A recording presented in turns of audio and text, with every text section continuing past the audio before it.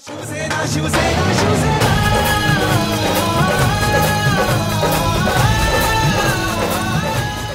या शहराशी 8 वर्ष तरी साधारणतः जोडलेलो आहे। या ठिकाणी मी 3.5 वर्ष ॲडिशनल कमिशनर म्हणून काम केलेलं आहे।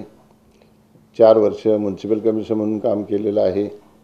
मागच्या वर्षी डिव्हिजनल कमिशनर म्हणून या ठिकाणी रिटायर झालेलो आहे।